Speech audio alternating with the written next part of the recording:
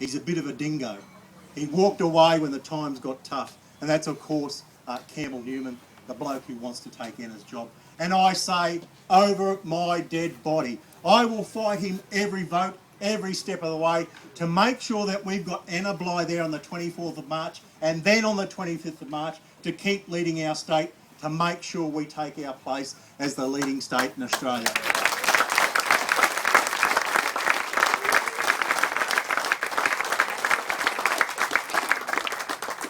And locally, I know we will return Labor members here to make sure that happens. Mandy Johnson will be returned in Townsville.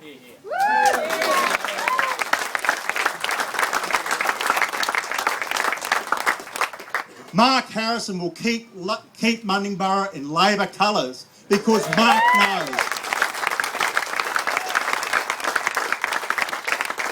Mark knows, and the people of Mundingburra know, it was the candidate running for the Tories in Mundingburra that jacked up our rates and jacked up the water rates, and he'll defeat him on the ground because of that. But friends, we've got a dark horse amongst us here today. We've got a dark horse because I've been travelling in Hinchinbrook over the last couple of days talking to people across Hinchinbrook. They're not happy up there with the member they've got. It's going to see a split vote up there, so my prediction, folks, the dark horse here today, Tony Maguire's going to take Hinchinbrook for Labor. He's working hard up there, friends. He's working hard, getting every vote he can. Friends, before I call on the Premier, I just want to ask a quick question. Put your hand up if you know where Bowen is. We know where Bowen is. We know that Bowen. Hang on a minute. Campbell Newman, as we know, said that Bowen was north of Cairns. He said he learned his geography when he was in the army. Well, I tell you what, I wouldn't want to be going over the trenches with him if that's his geography, friends. Friends, let's get every vote we can between now and the 24th. We need Anna Bligh there to keep leading Queensland, to make sure we're the leading state in Australia. Premier, on behalf of the residents of Townsville, Thuringowa, Mundingburra, Hinchinbrook, Burdekin and Dalrymple, welcome back.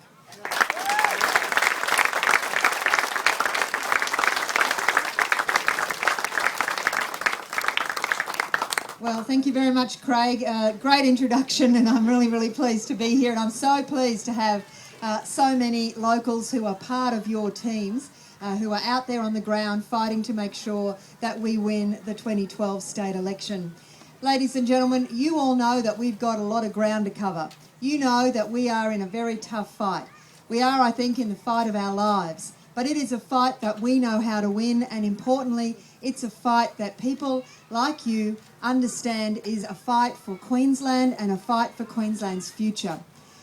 The decision that Queenslanders make on the 24th of March will determine, I think, not just what happens in Queensland for the next 3 years, but potentially for the next decade and beyond. Because we stand today as a state on the cusp of the biggest economic opportunity that we have had in a lifetime. And we stand here not by accident. We stand here despite the global financial crisis, despite the worst natural disasters. We stand here as the state that is going to lead this country economically and socially because of Labor's vision, Labor's strengths, Labor's ideas and Labor's programs. It is only Labor that has the ideas, the vision and frankly the guts to do what needs to be done to grab that opportunity and to share it with all, to give every Queenslander a share of it, not just the few. That's why what matters, what happens here in Townsville really matters on the 24th of March. You look around this city and you think about what's happened to it in just the last 5 to 10 years, and you can see the hand of champion Labor members at a state level everywhere you look.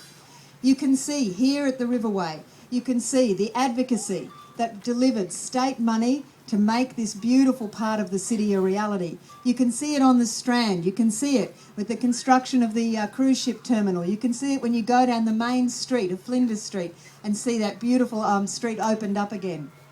You can see it when you go into every single school in this area. You can see it in the new classrooms, the new IT, the new facilities, the new kindergartens that we're rolling out. You can see it in the prep classes in every single primary school in this city. You can see it when you go into those areas where the arts flourish. You can see it in the museum. You can see it at James Cook University, the money that we've given for new research that grows the local economy here and creates great ideas for Queensland. Everywhere you look, you can see the hand of great local members like Mandy Johnson, like Lindy Nelson-Carr, like Craig Wallace, and you can see the efforts that are being made by people like Mark Harrison to make sure that those great legacy can be carried on with people who are just as passionate about this city and as passionate as everybody in this room is and as passionate as I am. So to every single one of you, the letterboxing that you're doing, the street walking, the door knocking, the phone calling, the chats that you're having with your neighbours, the work that you're doing, talking to your work colleagues, every single part of that will matter. Queensland stands today at a crossroads, and it is only Labor that has the vision, the strength and the ideas to take that opportunity and grab it for all of us. You will have heard me this week talking a lot about education. Why? Because as Labor people, education is a burning passion for us.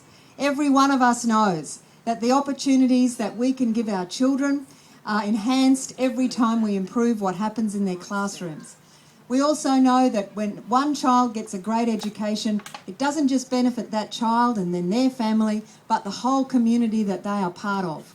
That's why we have put forward the idea of a Queensland Education Trust, a trust fund unlike any in Australia's history, that will be funded by 50% of the royalties from our new gas industry and then shared with every Queensland family by giving every child that graduates from a Year 12 classroom in Queensland, whether it's a Catholic, independent or a state school, a scholarship of $4,000 to encourage them and be an incentive for them to improve their post-school qualifications, to get an apprenticeship, to get a trade, to go to university.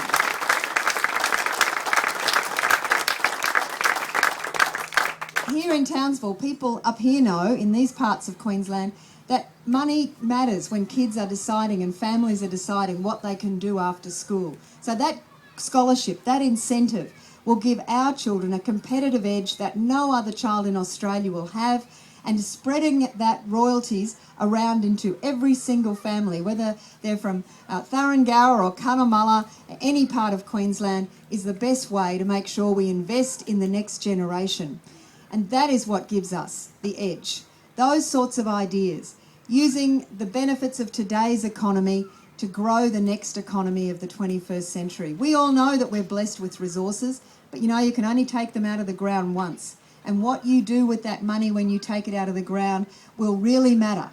That's why we want to put it into our children, into their opportunities, take that wealth from the mines out of the ground and put it into the minds of our children. You'll hear us continuing to talk about families, about education, about the things that matter locally, like your hospital system, because we understand what Queensland families want from their state government. Folks, let's be very honest with each other. We all know that we've had a bit of a distraction happening in Australia in the last couple of days. I'm sure you're like me. You want it resolved, you want it out of the way, and hopefully that's what we'll see happen tomorrow. But let me tell you, I don't care what's happening in Canberra. I care about what's happening right here in Queensland.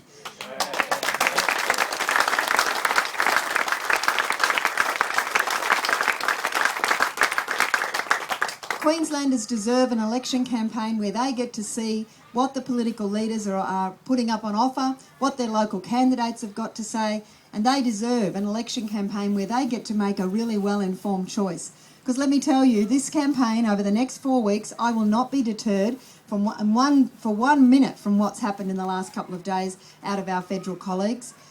I haven't stopped campaigning. Campbell Newman packed up his bags and went back to Brisbane. I've been up in Cape York, I'm back here in Townsville, and I'll be out in regional Queensland. I don't intend to stop campaigning for a minute because Queenslanders deserve that kind of effort.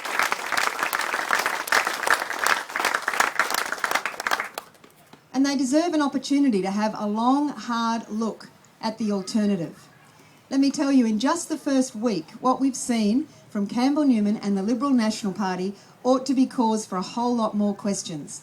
Firstly, we've seen them unable and unwilling to answer the question, who would they put up as Premier if Campbell Newman does not win the seat of Ashgrove, but they win enough seats to form a government? Queenslanders are entitled to know the answer to that question. And let me tell you, what Kate Jones and her team are doing in Ashgrove is on track to make sure that Campbell Newman does not win the seat of Ashgrove. So Queenslanders should know.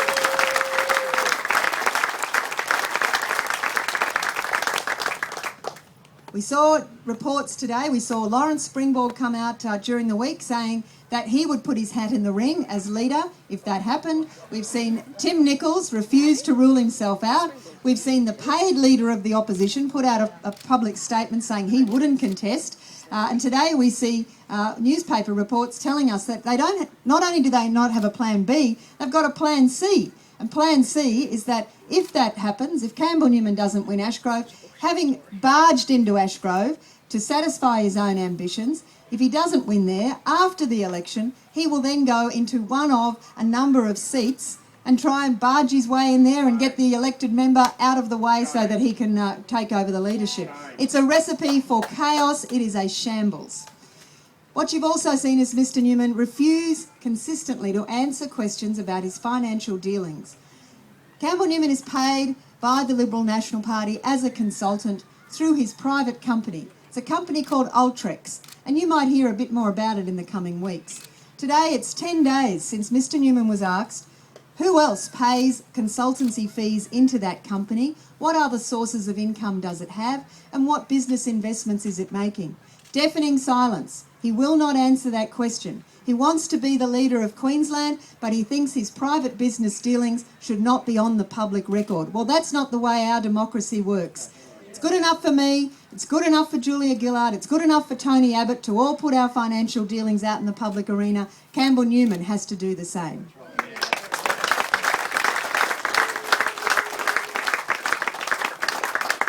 Folks, as I said, we've got a long, hard road ahead of us, but I know that I'm in a room full of people who know about hard work, and you know how important that work is. The Australian Labor Party that I know does its best work when our back is against the wall. So anybody who's writing us off, I wouldn't be putting money on it, folks, because there's 4 weeks in this, and there's a lot of hard workers here, and they're going to make sure that we don't leave any stone unturned. So to each of our local candidates, I've already seen them hard at work. They're doing a terrific job. They're not taking a single vote for granted. And that's what the Australian Labor Party stands for, respecting every single voter and working very hard to earn their support. I know it's a hot old job in the next 4 weeks, but I know you're all up to it. I'll see you throughout the campaign, and I just want to start this at this early stage of the campaign by thanking you for everything you've done to make sure that our candidates are well known already, and everything you're going to do in the next 4 weeks to make sure that by the time people get to the ballot box on the 24th, they will keep this city in the safe hands of Labor candidates.